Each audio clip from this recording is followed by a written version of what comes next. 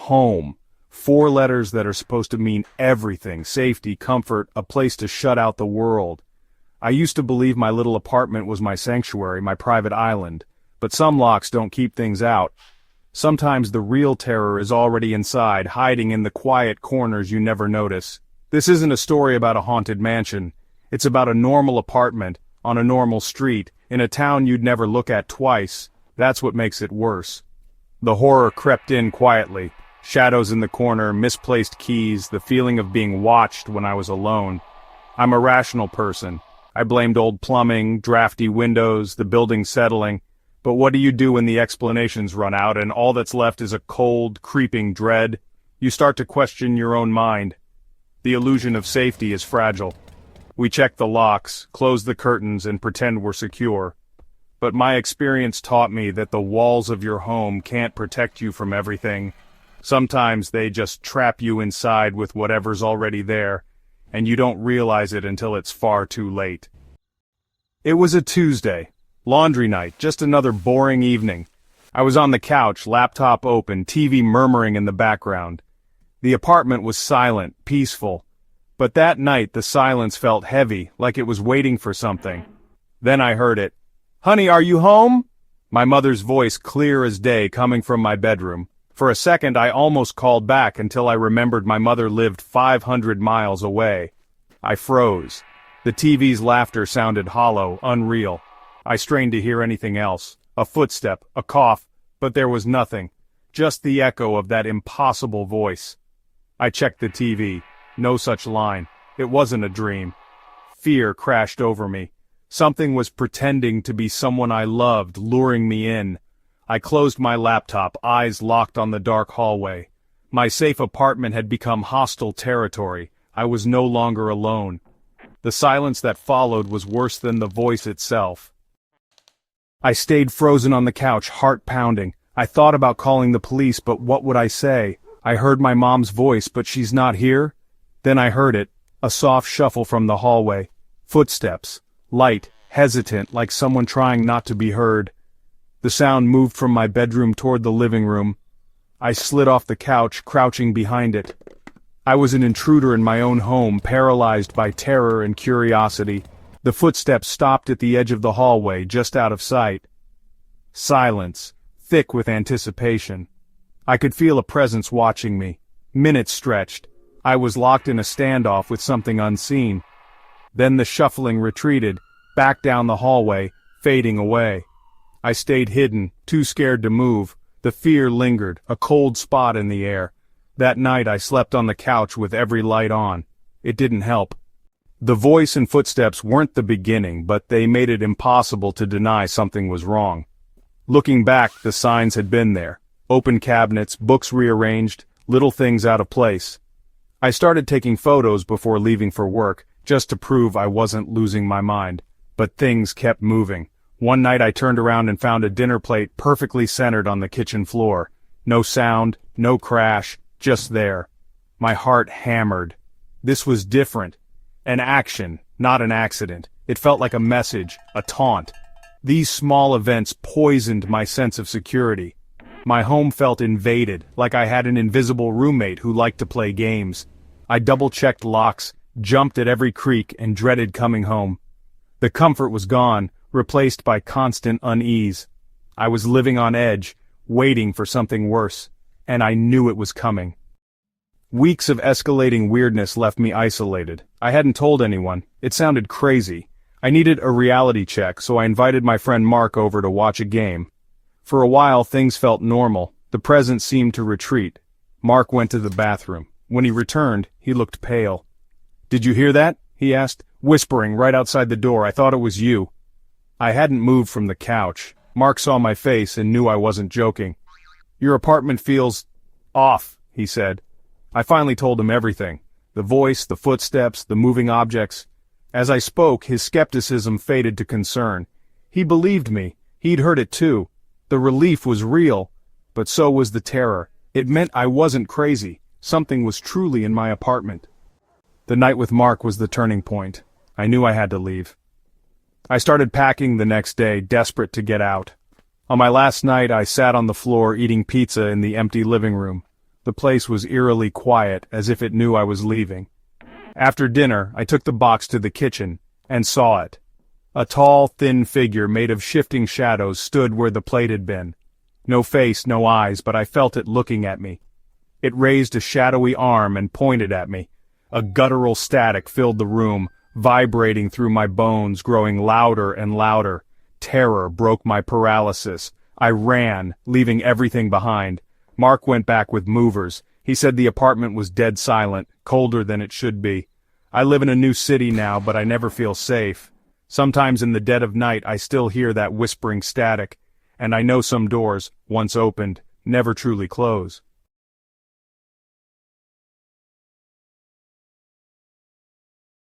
Are you afraid to look in the mirror when you're alone?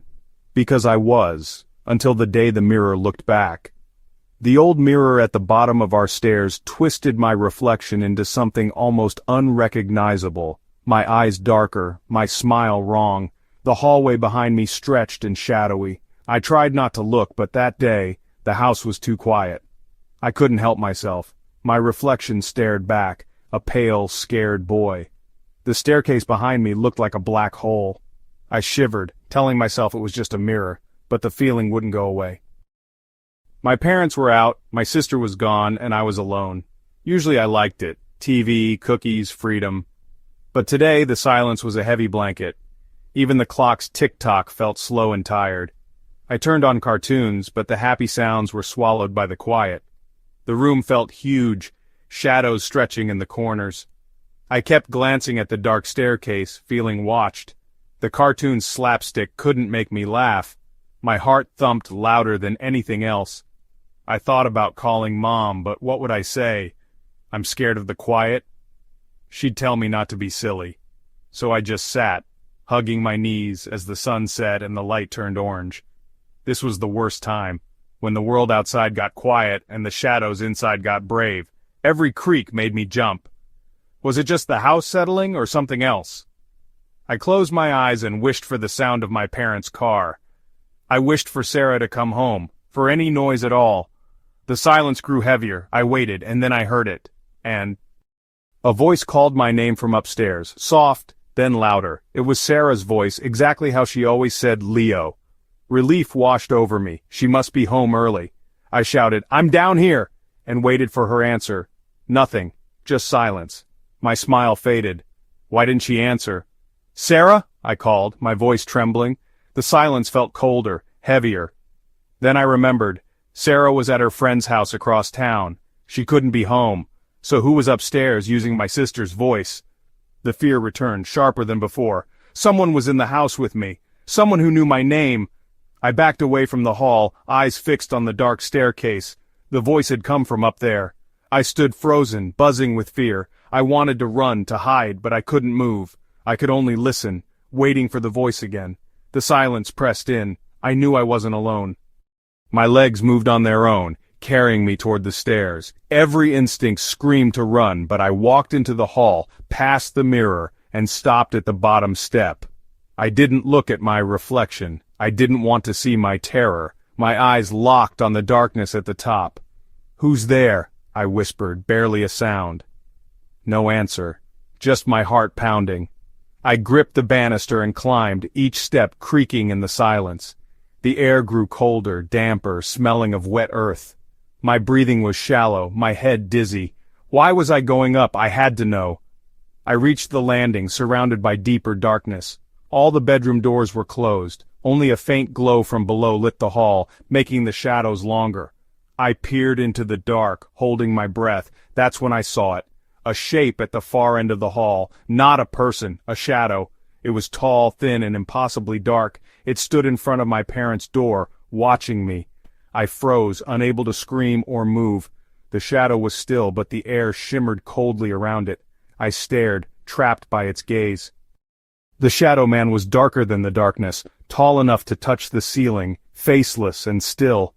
I felt its gaze like a weight, pinning me in place. My blood turned to ice. I couldn't scream or move. The air shimmered coldly around him, the smell of the grave growing stronger. I was terrified to blink, afraid he'd move if I did. We stood frozen, me on the top step, him at the end of the hall. The house was silent, even the clock and TV had stopped. The shadow didn't move, just stood like a black hole in the shape of a man. My mind screamed, what did it want? Why was it here?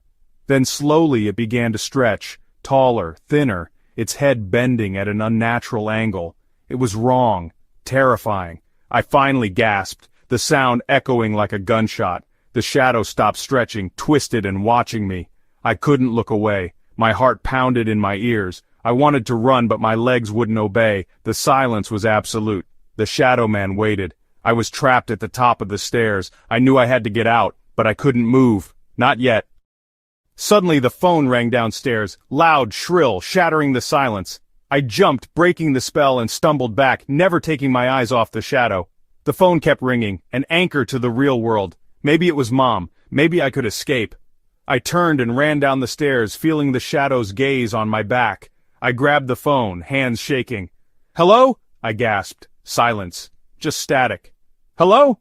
I tried again, louder. Then a voice, low, raspy, old, whispered 3 words. "You should leave." The line went dead. I stood frozen, the warning echoing in my head. It wasn't a suggestion, it was a command. I knew the warning came from the thing upstairs. My fear turned to panic. I dropped the phone, heart racing. The house felt smaller, darker. I had to get out, now. I ran for the door. I didn't look back, I just ran. The phone call broke me. I ran. No thinking, just pure fear. I fumbled with the lock, yanked the door open and burst outside. The evening air was cool, the sky streaked with orange and purple. I ran to the sidewalk under the safety of a streetlight. I looked back. My house looked normal, lights on, door open. No sign of the shadow man. I waited, watching, heart pounding. Then headlights turned onto our street, my parents' car. Relief flooded me. I ran to them, waving wildly. My mom rushed out, worried. "Leo, what's wrong? Why are you outside?" I couldn't speak, I just hugged her and cried. I was safe, they were home. The nightmare was over for now, but I would never forget.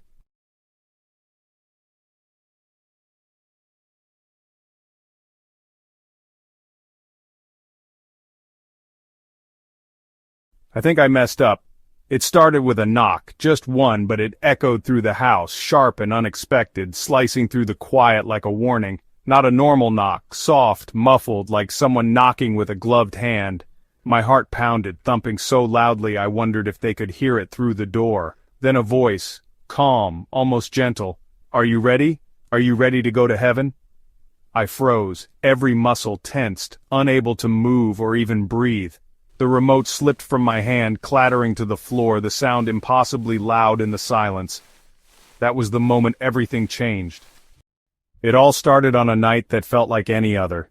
I was home alone, the house quiet except for the occasional creak and the soft hum of the refrigerator. My parents had gone out for the evening, leaving me in charge of Buster and Patches. I remember feeling a little uneasy, but I told myself it was just my imagination. The hours dragged on and I tried to distract myself with TV and snacks, but every so often, I'd glance at the clock, wishing for my parents to come home. Then, just as I was starting to relax, there was a knock at the door. Not loud but deliberate. 3 slow raps that echoed through the house. My heart skipped a beat. I wasn't expecting anyone. I crept to the door, peering through the peephole. And that's when I saw them. A man and a woman, both dressed in black suits, standing perfectly still on the porch. Their faces were pale, their smiles fixed and empty. The woman's eyes were so dark it was like staring into a void. The man's expression was unreadable, but there was something about the way they stood, so still, so patient, that made my skin crawl. Buster and Patches rushed to the door, barking and growling like I'd never seen before. Their hackles were raised and they pressed against my legs, as if trying to keep me away from the strangers outside. The man and woman didn't even flinch at the noise. I hesitated, but curiosity got the better of me. I cracked the door, leaving the chain on, and peered out. "Can I help you?" I asked, my voice barely steady. I tried to sound braver than I felt, but I could hear the tremor in my words. The man's hand slid up, stopping the door from closing. His fingers were long and cold, and he gripped the edge of the door with a gentleness that felt more threatening than force. "We just have a few questions," he said. his voice calm but heavy with something I couldn't name. Dread crept over me. I told them my parents weren't home, hoping they'd leave, but the woman just smiled wider, her eyes never leaving mine.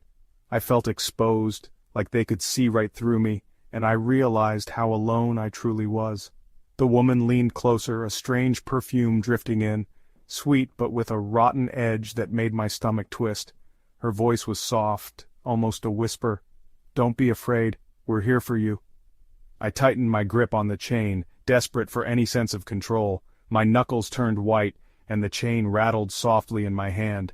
The silence between us felt suffocating. "Don't you want to know what happens when you go?" she whispered, her lips barely moving. Her words echoed in my mind, twisting around my thoughts, making it hard to focus. The man's voice was gentle, almost kind. "It's peaceful. No more homework, no more chores." But the way he said it made my skin crawl, as if he was trying to lull me into something I didn't understand. Her eyes were hungry, like a wolf's, watching me as if I was prey. The air felt thick, heavy with unspoken threats, and I realized I was holding my breath, afraid to move or even blink. I wanted to slam the door and run, to scream for help, but I couldn't move. I was trapped, caught in their gaze, paralyzed by fear. That was how it all began, the night the visitors in black came to my door. "What do you mean when I go?" I whispered, heart pounding as I stared at the strangers at the door. The hallway behind me stretched with shadows, cold air seeping in, but I stood frozen, unable to look away. The man's smile never faded. "Have you been good? They only let the good ones in," he said, his voice smooth but chilling. The porch light flickered, casting strange shadows across his face, making his smile seem even more unnatural. The woman beside him began to hum, a low, chilling sound that seemed to seep into the walls. Her eyes never left mine, and the tune was oddly familiar, like a lullaby twisted into something sinister. I felt a shiver run down my spine. "Heaven is lovely," she cooed, "but you have to want to go. Do you want to come with us?" Her hand reached out, inviting, but her eyes were dark. I hesitated, pressing myself against the doorframe. The dogs barked wildly, hackles raised, sensing danger. Their growls echoed, a warning I hoped the strangers would heed. But the man and woman didn't flinch. They seemed almost amused. I shook my head, clutching my school books. "No, I have to finish my homework," I stammered, trying to sound brave. I thought of my parents wishing they would come home. The man chuckled, a low, sinister sound. "You won't need homework where you're going," he said, his smirk growing wider. He leaned closer, his face half hidden in shadow. The humming grew louder, filling my ears. I felt dizzy, fear crawling up my spine as the world seemed to tilt. It was as if the sound was pulling me toward the door, and I fought to resist. Suddenly the man's hand shot through the crack, fingers fumbling for the chain. Panic surged through me, sharp and electric. I screamed, slamming the door shut. The chain rattled but held. My hands shook as I pressed my weight against the door, listening to their voices on the other side. "That wasn't very nice," the woman snapped. I didn't wait to hear more. I turned and ran, heart racing, swallowed by the shadows. Even with the door closed, the questions from the shadows lingered. Panic took over. I had to hide. The attic, dusty, forgotten, was my only hope. I pulled down the ladder, dragged Buster up, Patches scrambling ahead. We huddled in the darkness, the ladder folded away. Below, the front door creaked open. Footsteps moved through the house. My house. The woman's humming drifted up, closer, searching. I clamped my hand over my mouth, holding the dogs close. Every creak made me jump. Time stretched on. We waited, silent, hoping the monsters would go away. The humming faded. We stayed hidden, barely breathing. Finally, silence. The visitors were gone. I crept down the stairs, my heart pounding in my chest, every step echoing in the empty house. The air felt heavy, as if the walls themselves were holding their breath. I peered around corners, half expecting to see a shadow flicker or hear that strange humming again. But there was nothing, just the quiet and the faint sound of my parents' car pulling into the driveway. Relief washed over me as they stepped through the door, their voices filling the house with normalcy once more. I tried to explain what had happened, stumbling over my words, desperate for them to believe me, but it sounded crazy, even to my own ears. My parents exchanged worried glances, their skepticism clear. They asked if I'd had a nightmare, or maybe just let my imagination run wild. I could see they wanted to reassure me, but they didn't understand. When I showed them the scratches on the door, they dismissed it as a faulty latch, or maybe the wind. They said old houses make strange noises, and doors sometimes stick. But I knew those marks weren't there before. I could still feel the chill from where the visitors had stood. Deep down, I knew the truth. I could see it in the way the hallway seemed darker, the way the silence pressed in after they left. Something had changed, and I was the only one who noticed. That evening, as the sun dipped below the horizon and the house settled into uneasy quiet, Dad found a small black book on the welcome mat. It hadn't been there before. There was no title, no markings, just a strange, unsettling weight to it, as if it didn't quite belong in our world. Inside, in elegant script, was my name, perfectly written, as if whoever had left it knew me better than I knew myself. The pages were blank, but the book felt alive in my hands, humming with secrets I didn't want to uncover. I hid the book deep in my closet, behind old clothes and forgotten toys, hoping it would stay hidden from everyone, including myself. But I couldn't shake the feeling that it was waiting for me, patient and silent. Now, every knock at the door makes my heart stop. I freeze, listening for that low, tuneless humming, afraid that the visitors have come back for me. Even the smallest sound at night sets my nerves on edge. Sometimes, in the quiet, I hear it, the faintest hum, drifting through the darkness. I lie awake, straining to catch every sound, wondering if it's just my imagination or something more. Shadows seem to move on their own, and the air feels colder than it should. The visitors never came back, at least not that I've seen. The house is peaceful now, but it's a fragile peace, as if the calm is only temporary. But I know they're out there, somewhere in the darkness, waiting. I watch the street at night, searching for any sign that they might return. Every shadow, every flicker of movement makes me wonder, and I wonder if one day they'll return to finish their trip. Until then, I wait, the little black book hidden away, and the memory of that night never far from my mind.